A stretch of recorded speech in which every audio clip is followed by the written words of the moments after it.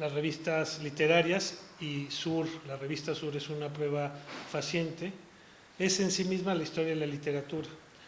Con la, digamos, con la propia revista podemos ir midiendo de alguna manera lo que va sucediendo en la historia de la literatura. Es muy evidente en el libro de Gerardo ver cómo, por ejemplo, se va transitando de Alfonso Reyes como figura tutelar a lo largo de la primera parte del libro, y cómo ese espacio lo va sustituyendo poco a poco Octavio Paz, quizá justo porque además el libro está basado en las décadas del entre medio siglo, que es precisamente cuando se da de alguna manera este relevo generacional. Sobre esta revista, que además creo que es lo más fascinante de ella, es que en muchas de ellas uno puede prefigurar proyectos literarios, ¿no? Básicamente yo diría dos, uno que sucedió y otro que se quedó en intención. Uno es el homenaje a Sor Juana Inés de la Cruz en su tercer centenario, que hace Octavio Paz en 1951, y que es una clara prefiguración de su libro posterior sobre Sor Juana Inés de la Cruz, Sor Juana o las trampas de la fe. Y además que es un número que recoge todas las reflexiones sobre Sor Juana, sobre Sor Filotea de la Cruz, etcétera, etcétera. Y bueno, pues estamos ante quizá el génesis, precisamente un libro que sería muy posterior, publicado casi 4 décadas después. Y la otra, que es como una suerte de tristeza, que son, digamos, pensando en las revistas literarias, Octavio Paz alguna vez dijo que quizá la carencia en la literatura en el idioma español era precisamente que hacíamos muy poca teoría literaria, muy poca crítica literaria, y que la crítica era más bien reseñística. Y sin embargo, sobre todo en los textos de Reyes, se alcanza a percibir como si se estuviera construyendo algo que podía haber sido un gran libro de teoría literaria en español. Sobre todo a partir de este ensayo que hace Reyes, que va numerando y que le llama Sumario de la Literatura, más notas posteriores, que pudieron haber sido, como fue en el caso del ensayo de Octavio Paz sobre Juan Inés de la Cruz, quizá había ahí el potencial de hacer un gran libro de teoría literaria o de la literatura en español, en castellano, y que Alfonso Reyes, que era menos erizo y mucho más zorro que el propio Octavio Paz, pues quizá se perdió en divagaciones y nunca terminó de concretar un gran libro que quizá es el libro que nos quedó a deber como autor y como crítico literario.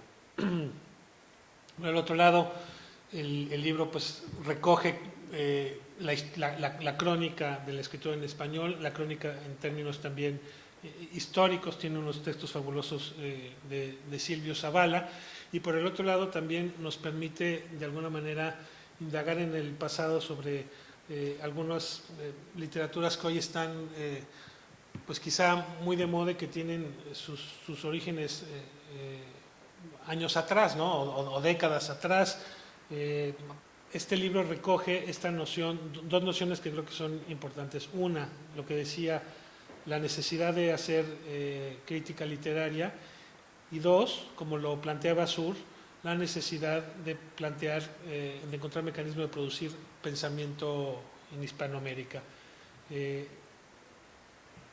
libro recoge y hace síntesis, digamos, de los procesos y los debates, las reflexiones y, digamos, en donde caminaban las estéticas de la literatura durante toda su escritura, y de cómo los mexicanos encontraron un espacio de participación ahí. Pero yo no sé si este hecho, que es titánico y que a fin de cuentas se reproduce en las redes entre los escritores y en los espacios de reflexión y pensamiento, logran conectar con la sociedad a la que pertenecen. En realidad, voy a empezar por el objeto en sí. Yo celebro que Gerardo Villa del Ángel, como editor, una vez más ha hecho un hermosísimo libro de bolsillo. El problema es cargarlo. Y digo de bolsillo porque dan ganas precisamente de traerlo para arriba y para abajo. Es decir, a mí me gustaría que yo pudiera cargarlo durante el trayecto en el metro, en el que se me ocurre justo evocar la figura de Borges, de Bioy, de Silvina, de Victoria, y tratar de contagiarme del aroma de la literatura que creo que nos hermana, por lo menos a los tres que estamos de este lado de la mesa. En la más pura agua del azar, hoy es cumpleaños de Victoria Ocampo. Cumplía años, cumpleaños de fallecida, pues. Es su aniversario. Esas hermanas, nada más de imaginar el tono y el tema de la sobremesa, vuelven a alguien por lo menos deseoso de escribir.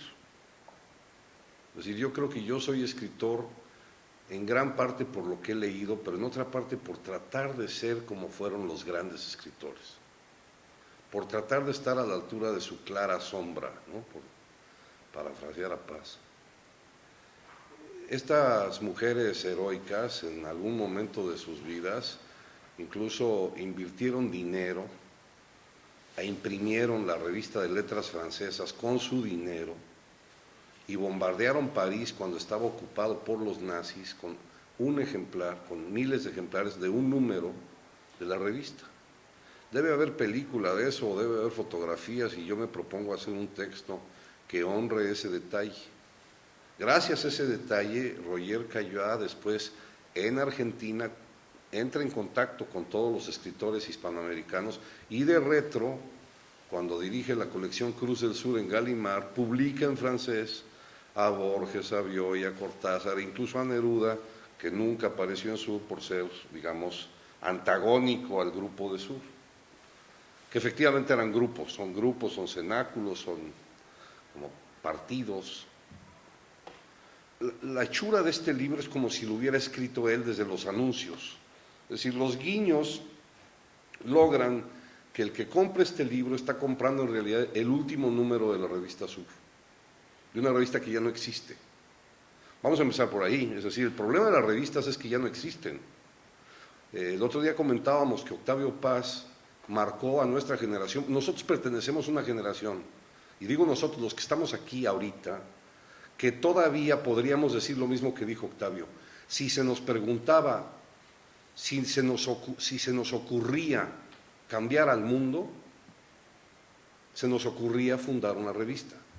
Desde luego que Sur marcó muchísimas pautas en las formas de hacer periodismo cultural, periodismo literario, en las formas de estructurar esas imágenes, digamos, esos discursos, esas narrativas que fueron establecidas desde un principio, desde el número 1 de la revista en 1931, con una reunión de muchos autores, desde luego entre los que se encuentra Alfonso Reyes, Gómez de la Serna, por ejemplo, el propio Borges, la propia Victoria Ocampo, y esto permitió tender un puente, de alguna manera, estilístico, conceptual. Y yo menciono en algún momento del prólogo un puente incluso filosófico para crear fórmulas y discursos que antes se reconocían solamente en los libros y que en el caso de la revista Sur vinieron a establecer o allanar una nueva forma de hacer literatura en un mensuario o en una publicación periódica, ¿no? En Sur, el primer esquema de Sur, digamos, fue poner en una primera parte artículos de largo aliento, después reseñas literarias y después notas muy breves que le ponían un poco sal y pimienta a cada uno de los números, condimentaban cada uno de los del tiraje de la revista, cada uno de las publicaciones de la revista. Y esto ha venido a repetirse de alguna manera a lo largo de décadas. Octavio Paz definió en algún momento a Sur, después de una larga serie de publicaciones que hizo durante muchísimos años, definió la publicación como un ejercicio casi religioso, una reunión en donde muchas voces estaban ahí representadas, más que como en una gran iglesia, digamos, sí lo definió como en una forma de secta, que se abría a un ejercicio, a un abanico del cosmopolitismo. Yo creo, así lo formulo en el prólogo, que era el escenario ideal para Octavio Paz para publicar un texto así, como que el texto se llama David Rossetti y los campos de concentración soviéticos. Son archivos de juicios, justo en el Gulag. Y era el escenario óptimo para Octavio Paz. ¿Por qué? Porque Sur nunca se limitó y nunca se cortó, o sea, nunca tuvo reparos en ponerse a discutir las atrocidades de una utopía en la que se había creído demasiado y que simple y sencillamente empezó a mostrar los dientes de una manera muy pronta. El otro tema es que no se haya querido ver desde muy al principio, pero en las páginas del Sur hubo una crítica permanente de eso, de las formas de gobierno del stalinismo, digamos, ¿no? En la esencia se da muy buena prosa, y se da la discusión de las ideas, y se da rienda suelta a la imaginación, y a través de las revistas como la revista Sur, no solamente es que se apuntalaron los talentos de los escritores ya consagrados que están aquí, sino que además se abrieron las puertas de los que venían después, es decir, los que leyeron esto en su momento, que de ahí jalaron hilos para hacer su propia obra. Es decir, creo que la ronda de las generaciones en la cultura hispanoamericana se ha nutrido de la lectura y relectura y de esos libros que quedaron en potencia. Es decir, de avisos de una posible teoría literaria, de avisos de una posible hermenéutica de las letras mexicanas, que a lo mejor no llegaron a cuajar, pero estaban avisados en textos. Otra cosa que llama mucho la atención y que le da un valor especial a este libro es el hecho de que Octavio Paz no pudo publicar en México el cuaderno entero que sí se publicó en Sur, que es su rompimiento con el comunismo estalinista y su denuncia del Gulag, lo cual llama mucho la atención, en primer lugar, ¿por qué no se publicó en México? Como decía Enrique Krause, el último estalinista de morir en CEU, y será en el siglo XXII, supongo. Por otro lado, la reacción que tuvo eso en Argentina misma. Yo, cuando tuve el libro en mis manos, quiero volver al principio. Lo que sentí fue la afortunada adrenalina creativa de cuando las cosas se hacían en tertulia, de cuando una sobremesa te nutre mucho más allá del chisme, de cuando lo que ocupa tu mente tiene que ver con una discusión de ideas sin que necesariamente estemos de acuerdo.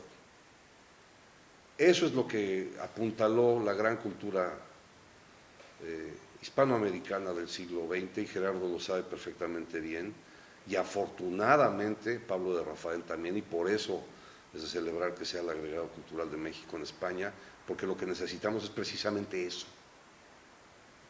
Y este libro está aquí gracias al Fondo de Cultura Económica, y yo creo que también merece un aplauso que el Fondo de Cultura Económica haga un esfuerzo por distribuir este título acá. Esto va a ayudar mucho. Con uno que lo agarre y abra ventanas a partir de ahí, a mí me mantiene tranquilo la posibilidad de que, si no es que se funda otra revista que una a Occidente o los dos lados del Atlántico, como lo hizo Sur en su momento, hombre, lo que sí creo es que el concierto de las ideas para una próxima generación va a estar muy bien alimentado si esto sigue circulando como se propone el fondo. Y eso es un acierto. Así que una enhorabuena al Instituto, una enhorabuena al Fondo, y sobre todo una enhorabuena a Gerardo Villa del Ángel, que qué bueno que hace lo que hace y lo hace tan bien. ¿Hay brindis? Hay brindis, jamón y queso, así que están invitados todos a pasar. Bravo.